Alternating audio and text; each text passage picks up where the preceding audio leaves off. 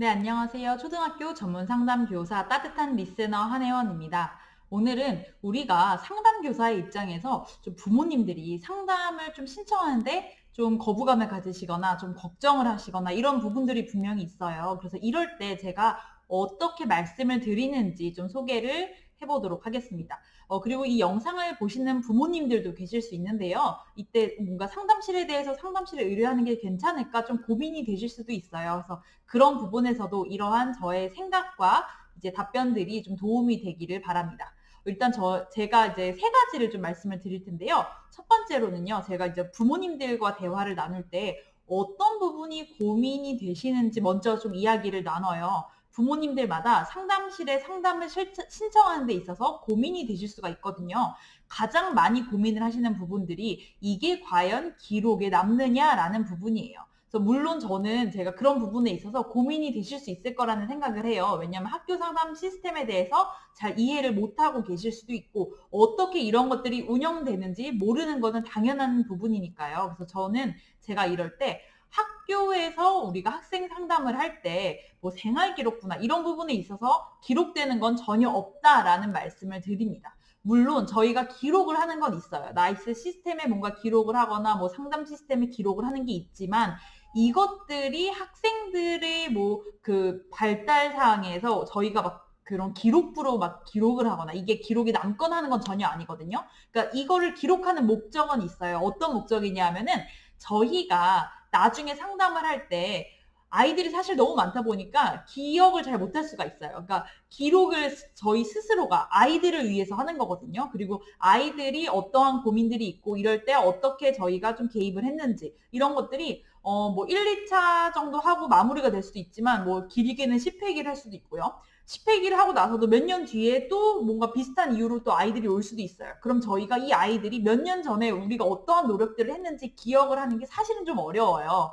그래서 그럴 때 저희들이 잘 기억을 하기 위해서 그리고 아이들에게 어떤 점이 좀 도움이 잘 되었는지 그런 부분을 위해서 그러니까 결국엔 아이들을 위해서 저희가 기록을 하는 부분이에요. 하지만 그것들이 다른 데 막 새나가거나 다른 사람들이 막 열람할 수 있거나 하는 건 아닙니다. 그리고 나이스의 기록을 하는 부분도 있지만 이 나이스의 기록을 하는 거는 그런 거예요. 아이들의 이름이나 뭐 이런 게 전혀 나타나지 않아요. 그냥 저희가 학교에서 상담 몇 건을 했는지 이 정도로 보고를 하는 수준이지 이게 막 몇 학년 몇 반에 누가 어떤 문제로 와서 막 이런 것들은 전혀 저희가 기록을 하지 않습니다. 나이스에는 전혀 기록되는 부분이 없어요. 그래서 학교 상담 시스템에는 저희가 학생 이름별로 기록을 하긴 하지만 이것이 외부에 유출되지는 전혀 않고 오로지 저희들이 아이들을 잘 이해하기 위해서 그리고 상담을 좀 지속하는데 도움이 되기 위해서 이렇게 기록하는 부분들이 있습니다. 그래서 그런 부분에 대해서 일단 안심을 시켜드리고요. 그 다음에 부모님들이 어떤 부분이 또 다른 부분에서 고민이 되실 수도 있거든요. 뭔가 학교 상담실을 가는 게 이게 뭔가 좀 괜찮은 건지 뭔가 아이가 문제가 있다라는 게 드러나는 건 아닐지 아니면 아이가 스스로가 이상하다고 생각하는 건 아닐지 뭐 이렇게 좀 고민을 하시는 부분들이 계세요. 근데 사실은 학교에서 상담 선생님이 계시고 이렇게 상담 활동을 하다 보면요.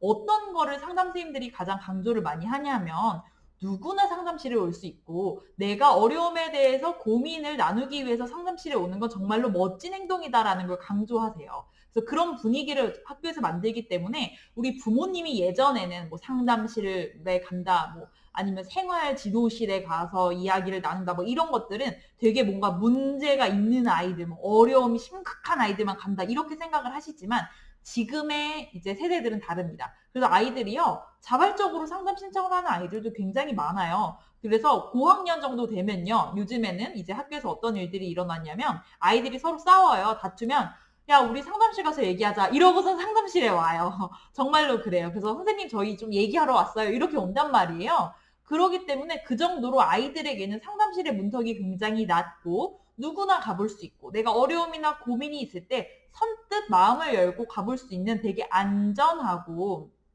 되게 정서적으로 편안할 수 있는 그런 공간이다라는 게 아이들에게 인식되었기 때문에 그 부모님이 걱정하시는 것만큼 그러한 이제 걱정거리들이 많이 유발되지는 않는다라는 거를 우리가 일단 정보를 좀 전달을 하면서 안심을 시켜드립니다. 그래서 이런 부분에서 부모님이 좀 안심을 하신다면 조금 더 부모님들도 개방적이실 수 있고요. 부모님이 뭔가 안전하다라고 생각하기 때문에 아이들도 조금 더 안전하다라고 느낄 수도 있어요.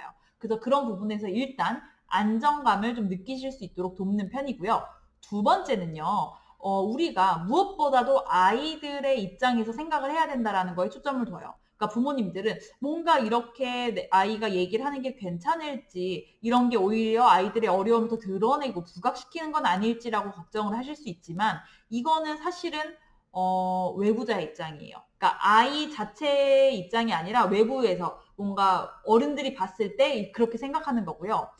무엇보다도 우리는 아이의 관점에서 많이 생각을 해야 하거든요. 그러니까 아이들의 입장에서는 지금의 어려움이 굉장히 답이 없는 터널같이 느껴질 수가 있어요. 근데 이제 외부 입장에서는 아니, 조금만 더 가면은 충분히 할 수 있는데, 조금 이것만 넘으면 충분히 잘할 수 있는데, 이건 누구나 겪는 일인데 라고 생각하잖아요. 근데 그게 아이들에게는 그렇게 들리지가 않거든요. 그렇기 때문에 아이들 입장에서는 어떤 게 필요하냐면, 그 막막한 터널에서 같이 손전등을 비추고 뚜벅뚜벅 같이 걸어가 줄 수 있는 그런 동행자가 좀 필요한 거거든요. 그래서 그런 거에 있어서 상담실이 역할을 해줄 수가 있어요. 그래서 우리가 지금 초점을 두어야 할 대상은 다른 친구들의 뭐 시선이나 뭐 이런 게 아니라 무조건 아이 입장에서 먼저 생각을 해야 하고, 지금 상황에서 가장 힘들 수 있는 거는 아이라는 거를 다시 한번 부모님께 말씀을 드립니다. 부모님도 당연히 힘드실 수 있어요. 하지만 그 과정 속에서 가장 힘들 수 있는 건 바로 아이들입니다. 그래서 아이들이 정말로 힘들 수 있다라는 점을 우리가 알려드리고, 이때 우리가 아이들에게 도움을 줄 수 있는 방법은 단순히 해결점을 제시해서 이렇게 가라는 거를 알려주는 게 중요한 게 아니라, 아이가 자신의 상황을 좀 돌아보고, 아, 내가 지금 이런 상황이구나. 내 마음이 이렇구나. 그래서 이럴 때는 이렇게 하는 게 도움이 될 수도 있구나. 그럼 이렇게 한번 해볼까? 한번 시도해보고, 경험해보고, 스스로 뿌듯함도 가져보고, 성취감도 가져보고, 이러한 과정들, 그리고 경험들이 사실은 필요한 거거든요. 그래서 아이들의 입장에서 우리가 생각을 해보자. 그래서 아이들의 입장에서는 지금의 이러한 경험들이 도움이 될 수 있다라는 부분으로 좀 설득을 합니다. 그리고 세 번째는요. 지금이 아이들의 변화, 성장에 있어서 굉장히 황금기라는 것에 좀 초점을 해서 맞춰드려요. 그래서 왜냐하면요. 부모님들의 입장에서는 너무 늦은 거 아니에요? 지금 해서 될까요? 라는 두려움도 있을 수 있거든요. 하지만 초등 시기는요. 정말로 변화의 황금기입니다.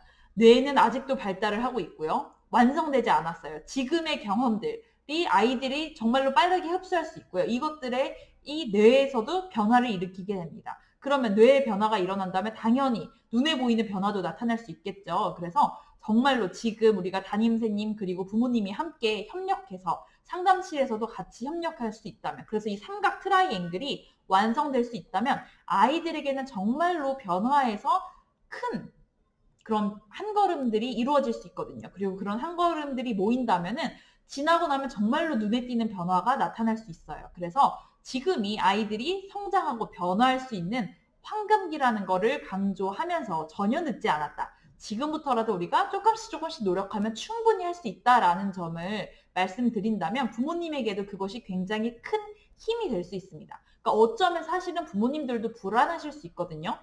지금 이 방향이 맞는지, 아이가 잘 성장하고 있는지, 이런 부분에서는 부모님에게도 좋은 동행자가 좀 필요할 수 있어요.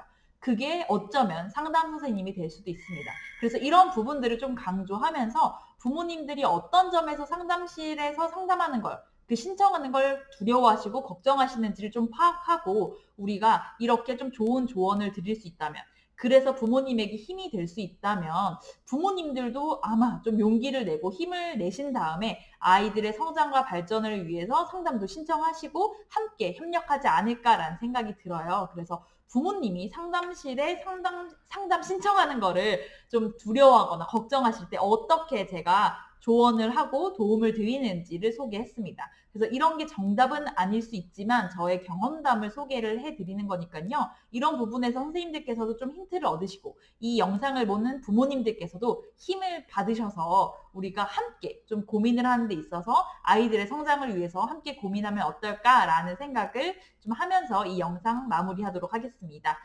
다음에도 제가 또 좋은 영상으로 찾아오도록 할게요. 감사합니다.